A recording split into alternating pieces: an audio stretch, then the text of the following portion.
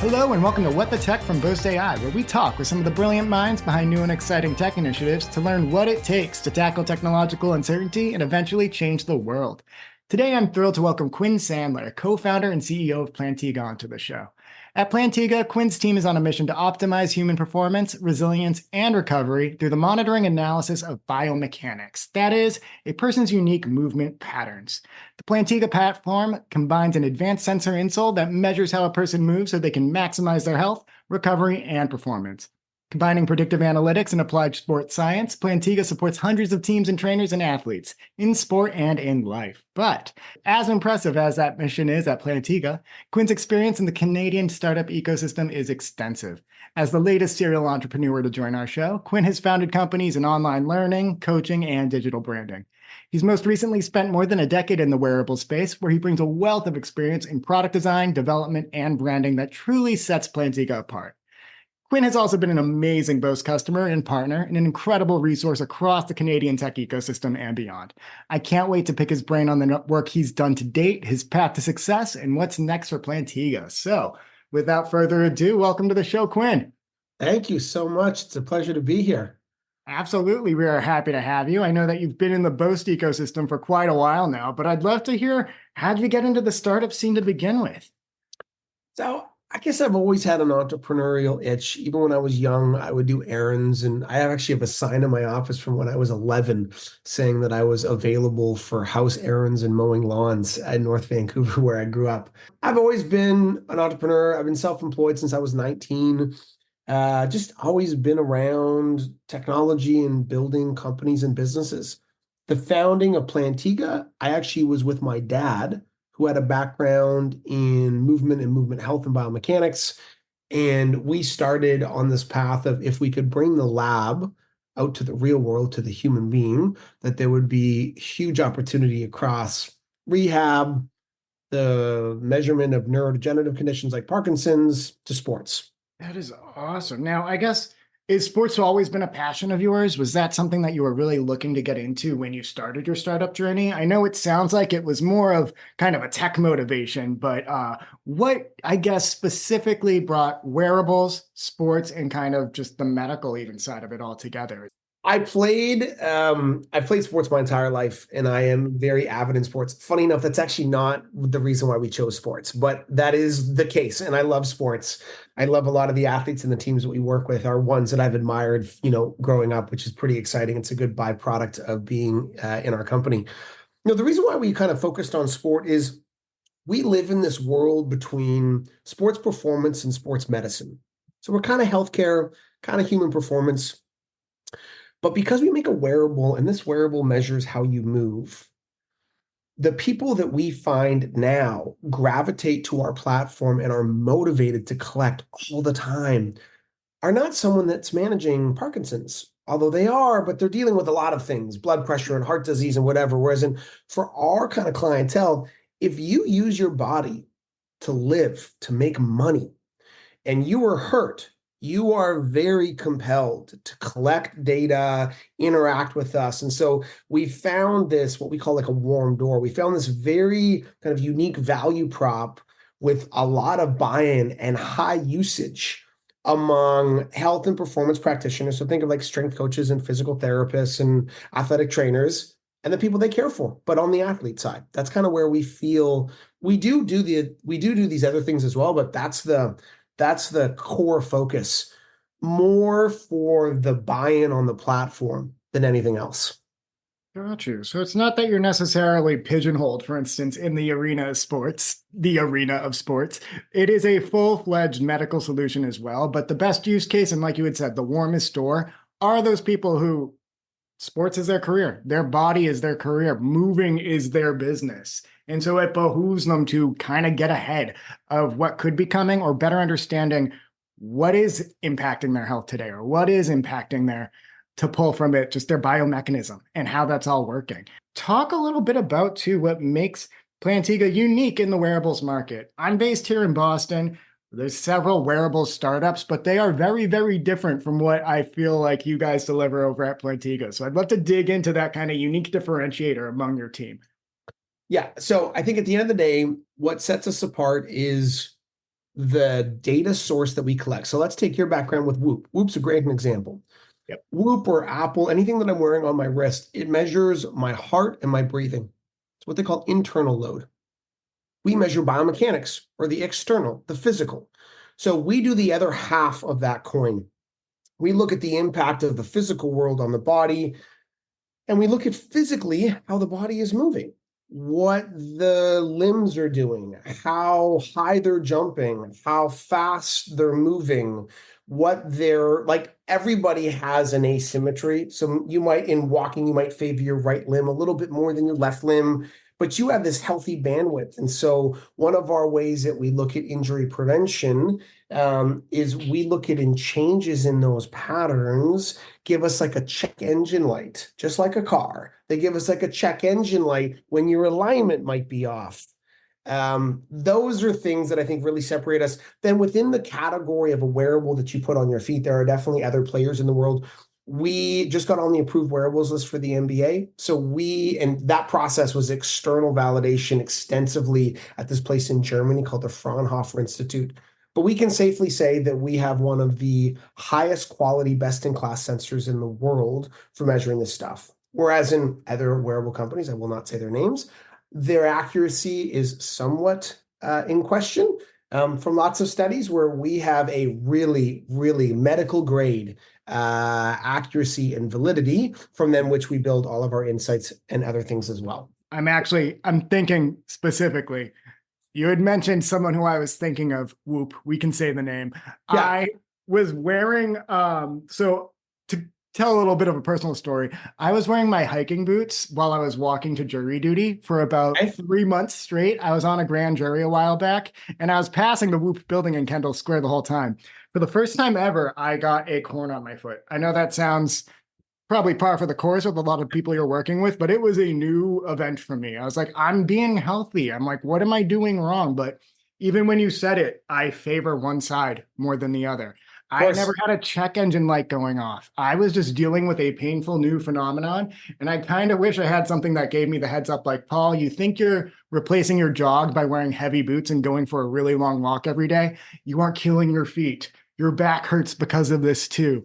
It is affecting everything you do and your attitude when you get to court too. So I'm just even thinking like, I would like this as a workaday non-athlete who just likes to prefer standing and likes to be as active as he can in his downtime. No, and just on that point too, sometimes people forget. So in the world of mobility and applied sports science, we often consider walking the sixth vital sign. So Whoop, it measures a couple of vital signs, respiratory rate and heart rate, things like that. Walking, this is not an invention of Plantiga, is often considered the sixth vital sign. It is one of the best lenses. It can predict comorbidity. It can basically tell you if you're going to die soon. Like, it is such a valuable biomarker for human health. It's just not really measured. And like in our iPhones, we can measure walking now. It's just minus 30% accuracy, and you can like, it's hard to really gauge it. But yes, like it is very valuable. So yes, whether you're dealing with kind of a movement issue, imagine you had Parkinson's or you had a hip replacement or a knee replacement. You are just trying to live a long and healthy life. And when you can't move, like, when you can't move, it's depressing. It really is. Like we are born as human beings to move and have mobility. I just tore my left meniscus and I'm dealing with a pretty bad knee injury. It's much better now than a month ago, but it is depressing, man, when you can't move, when you can't crouch and hold your kids. They want to go play soccer. You can't play soccer with them. That really impacts one's mental health. So movement is just this pillar of human well-being that we really focus on trying to optimize. Oh my God. Yeah, no, I definitely relate to that. I mean, I bartended and waited tables throughout college before I Me came too. into the marketing game. So I was always like, wow, if I ever lost this mobility, like that's the one thing that I always clutched to. I'm like, I will have this. I'll be able to jump around tables. I'll be able to stand all day and do all that. When I couldn't even walk to court, I felt very, very old. And I was like, where did I go wrong? I'm like, that's when I bought a standing desk too. I was Awesome. like, Paul, you clearly started atrophying sitting at your desk all day when you used to wait tables all the time. Yeah, So yeah. Yeah, that's so interesting. And I do want to dig into the R&D of what you guys are doing at Plantiga, but can we talk a little bit more too about some of the awesome customers that you've worked with? I know we mentioned that you work with a lot of professional teams, a lot of different kind of sports groups. Could you share a little bit, maybe some highlights or some favorites from your roster? Yeah, of course. So we right now we've been with the US Tennis Association for a few years. They're amazing. We're with the Blue Jays. As a Canadian, I think we're very proud to support our only Major League Baseball team. There are definitely some names that I can't say, but I can basically say like we're with like captains in the NHL that we work privately, MVPs in the NBA. Just got into this thing called the NBA Launchpad, so we're rolling out with 8 WNBA teams right now, and so this will all be very public very soon. But two-thirds of the league will have our system installed here in the next kind of month or so, which is really exciting. With the WNBA kind of growth, that's huge. Oh, We've been big NCAA programs too, like UConn, University of Alabama, Pitt, yeah. lots of big groups like that we work with and are kind of here to support. And funny enough, we're kind of moving into like NASCAR right now and pit Really? crews for like motorsports and Premier League teams and things like Yeah. that. So That is so cool. I mean, the Caitlin Clark of it all, just hearing WNBA, I'm like, that's an awesome, just I think, growth opportunity for you guys too, just because all eyes are on the WNBA right now. And even when you were saying NASCAR, that was kind of surprising. We were watching a lot of F1 over the weekend up here, just because I know, I mean, Forza, Ferrari, that's who I was rooting for. But we were talking about NASCAR, and it's like, oh, it's so much less physical. But the pit crews, like you're even saying, that's something no, I pit never crews thought of. are more. So in NASCAR, they actually put in gas. So the Yeah. pit crew in NASCAR is different. Actually, this is just a quick sidebar. I know because I've been talking to a bunch of NASCAR teams. Of the 38 races, 30 of them are decided by about a second. And unlike F1, where the same people win everything, NASCAR is really quite varied. And why that's quite exciting is lots of those races are decided by under a second. So if a pit stop is 9 to 10 seconds, because they're doing a lot more, you shave off half a second, you're going to win a lot. Oh, So yeah. there's a lot of work in terms of pit crew optimization, from how fast they're moving to what path they're going to how they're prepping. I've seen like training facilities that look like an NFL team, but it's for pit crews at a NASCAR group. Oh my gosh. Yeah. So I guess a lot of the like jokes in Talladega Nights about them abusing the NASCAR crew. No, they need to train. Those guys are actually working very hard. They're And all they NCAA, dude. Literally, they're all NCAA or ex-professional athletes. I just met them, like a bunch of them. They're like football at Duke or Stanford basketball, like actual serious athletes. Oh man. And but last tangent on this NASCAR thing too. I'm just thinking there's a very famous car dealer here locally who part of his legend is that he was on a NASCAR pit crew and he's the guy who forgot to put one of the bolts on. And that's why he's a car dealer now. And he's no longer in the game. I But he took his bona fides with him. I don't think he's still selling cars today, but that was like the story. So yeah, love it. you are right. Just in the differences, even between just like the races in NASCAR, how you win in NASCAR versus F1, and just like the stakes of not having true athletes on your pit crew who can execute 100%. all those things. That's so cool. Now, like I said, I want to dive into the R&D a little bit. Okay. Also about how you fund your R&D. We'll get to that in a little bit, but could you tell me a little bit without giving away the secret sauce? Again, what really makes you guys stand apart from the others in the market, or some of the unique research and development that's gone into building Plantiga to date? Okay. So I think the biggest thing is we have a sensor and it's a best in class sensor. That's one thing. The reason why it's so good is all of the software that we've done. So we've done a lot of building of machine learning models that can identify what type of activity you're doing. Are you walking? Are you running? Are you jumping? We can look at how those patterns are changing. We have built an AI that understands who you are after you use us. So, Paul, you use us 5 times. We now get an idea of how Paul moves, and then we will flag one standard deviation outside of Paul's signature. So While our hardware is impressive, it's probably the least impressive thing that we've done. Most of our R&D, what we call kind of our moat around our company, is the data that we've collected. So we've probably amassed the largest data set in the world around high quality biomechanics in the field. So on a court, on a field, on a NASCAR, on track, you name it. And then the models and the insights that we've built around that, we've probably collected on, 500 or 600 ACLs. We have models that kind of predict where you are in your ACL recovery. Are you ahead of schedule? Are you behind schedule? Are you on schedule? So it's all of that work that I think sets us apart. Hardware, yes, we are a hardware-based company, and we spend a lot of time to make sure it's small and powerful and works and all of the other good stuff, but it's the software and the insights and the machine learning models that's where the magic lives. I love that. It's the platform intelligence too. It's not necessarily something you can touch and feel. It's that intuitiveness that you built into the platform. You made it smarter by pulling together these models, working on that machine learning. I love too that there's a predictive component to it that I feel like you don't always hear about. Like I'm told how many steps I did, like you had even said earlier, with a 30% accuracy on some plane.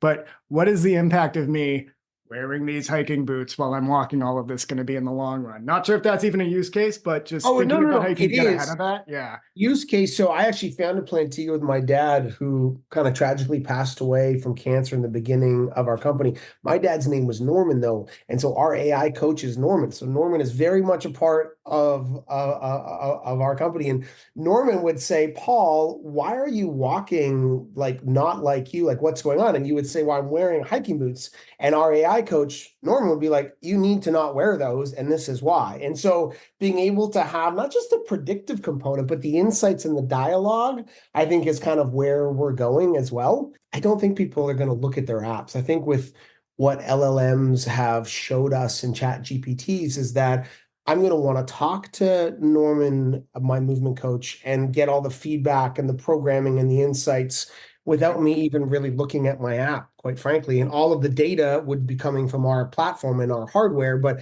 that interaction would live somewhere else. That's something that we've definitely learned here at Boast too. We don't necessarily have a Norman on our side, but we agree that people do want to hear it from not a person, at least a someone that something they can identify with A and not bot, necessarily whatever you want dig to into call the it, right? platform. Yeah, Yeah. exactly. And I mean, at Boast, for instance, like we're Boast.ai. We have so many integrations on the back end. We have automations that make it easy for you to sync up all your key workflows and not even think about it. But you're still going to be talking to your TSM on our side. Of That's course. kind of, we don't want to make you have to go into the platform. If anything, we'd rather you just spend a couple hours working with us. We'll do all the heavy lifting in the background because we have those automations in place. But again, it's that layer of intelligence rather than you're not just setting it and forgetting it. You're not just automating it to a point where what is the actual value here? You have intelligence behind it. And on our end, that's our human tech expertise that really flavors the automation of what we do at Boast. But I love to hear that you're addressing that with even more kind of R&D, with building Norman, with building that AI interface that will actually make it something that can deliver the insights to people without them having to go dig. They're not going to go look into the platform on their own. They need to be told, hey. Yeah, And in our world, that's like, hey, R&D tax credits, you're leaving them on the table, or hey, you haven't cashed in on all of this. So, totally. yeah, Same, yeah. same thing for us too. In the example to parallel to Boast is we have these applied sports science folks that support like a strength coach at a basketball team. That strength coach, he can look at the data, but if we're like, hey, look, athlete X seems to be favoring their left limb, which is really unusual considering their back, it probably means one of these three things. And these are the like next steps that we would take. So we're acting almost as like a co-pilot for that strength coach, helping them do their job faster, just like a real human for Boast is still there, but the AI is almost empowering them to work faster with the clients and, provide more comprehensive insights and just a better experience. So it's almost like the AIs are more supportive than like replacing those roles. We're not replacing a strength coach on an NBA team. We're just trying to supercharge that coach's ability. Oh, absolutely. And yeah, like to draw another parallel too, like we're not replacing your CFO. We're not even necessarily replacing your accountant when it comes to No. doing all of your tax filing, but we want to help them make sure that they're getting you as much money back as you possibly can get and that they're Yes. able to claim more for you in the process because very few are treating R&D tax credits as a more than a line item in a larger ledger of work that they need to do. But it is a substantial amount of money if you're not tapping into it, especially if you're developing something new and you're already making these investments yourself. You want to recoup some of that so you can plug it back in and just innovate further. A lot of people think it's table stakes, or a lot of people think it's a nice to have. It is essential, and especially if you're doing R&D. And I'd love to know a little bit too. We've talked about Boast, we've talked about our partnerships and kind of the simpatico and what we're trying to deliver as solutions, but how has it been working with Boast? What has been your experience kind of having our team with you while you're doing all of this R&D, and how have we helped you kind of fund the innovation that Plantiga has out there today? Yeah, well, I think Boast has been really, really helpful across kind of a few key things. So one is just streamlining the process, as you just spoke about, being able to get very clear on, to file a shred claim in Canada is work. And so to have Boast just take so much of that work, or come at my tech lead and my CTO, like, look, these are the things that we need. And so that streamlining of the process has been kind of a godsend. We had a group that we used before Boast. I think we're like 4 years into our Boast partnership. We've had groups before that were not easy. And so that's a big one. I think what I also like too is that work just maximizes our returns, which we get more liquidity to then drive into our company. And like, you just cannot deny that's what it's all about. So that's been huge. And then I do like, as a technology company, I like the technology theme that Boast operates under to then drive better insights, to drive more value that we can lean on. And so I kind of like the trajectory of Boast compared to just some like shred consultant is what we call them up here. I like the trajectory of that is comforting, because I feel like that's how we approach our growth. Like there's no limit to the upside of what you're going to be able to do here with data and AI. So at least you want to work with a R&D tax credit company that sees the same thing. Absolutely. And you hit the nail on the head. I think I say it a lot on this show, but we're technologists in our own right. We may have been around for a while, but we have the startup mentality. We want to keep developing a cooler solution and a cooler product, just like the startups and just like the scale ups that we're helping support today. So, like, it is an ethos. We are elbow to elbow with the folks that we're helping get those tax credits, because we're building the solution too. So I'm so glad that you flagged that kind You're of. getting your own tax credits using your own product in Canada, probably. You know what I mean? It's like Exactly. it's It's doing like the same R&D work. Yeah, exactly. No, it's the best. And again, it's why we love having partners like you too in the ecosystem, because we can share in the joy, because, hey, we were with you when you were still developing the solution 4 years ago, or at least doing a new level of R&D. We're with you today. We only succeed if our customers succeed. And we really like, again, being that human interface between the shred claim process, which can be an arduous pain in the ass, let's be honest. Yep. Shaving the time down so that you actually enjoy the shred process and you get some takeaways beyond just the money, beyond just the tax credits. If we can help you even learn how to organize your R&D a little differently so that it maximizes the opportunities, that's great. If we can give you some insights into how the hours were actually spent compared to how the R&D outcomes came out, or even just the shreddable outcomes, even better too. So I love it. That's what a true partnership is, where there's give and take. And that's what I feel like we have with you guys here at Plantiga. 100%, man. I could not agree more. Yeah. And so I'd love to know, I know we're almost at time, but any sage wisdom for others out there in the startup community? We're talking to founders of all stripes here, but specifically, I think anyone developing really cool new tech who maybe not know where to go to kind of see their dream take lift. What would you recommend for them today? I think one is obviously the nature of this is just realize how much capital is actually out there that you probably didn't know existed, whether it's like programs. We've done IRAP up here, so we've gotten great funding from IRAP and Shred. We are very thankful to those things, and I think that helped drive a bunch of our innovation before you have a whole lot to share. But I think on the other one, just more of like how I approach being an entrepreneur is you sure as hell shouldn't be doing it for money. The people that are here to try to make, like, that's not the motivation. The motivation is that you're passionate about what you do, because there's no other way you're going to go through all of the pain and suffering unless you really like what you do. So any startup, any founder that I've met that's been successful, and I can count like a bunch of them as friends, It's just because they were passionate about what they did, not because like, oh, I think this is a hot theme and I want to start an AI company because people are starting AI companies. That is the worst reason to start anything. So that's my advice. Follow your passion, nothing else. I love that, Quinn. Yeah, that I think those are perfect words to end on. I cannot thank you enough for joining us on this episode of What the Tech, Quinn. Beautiful. Thank you so Amazing. much.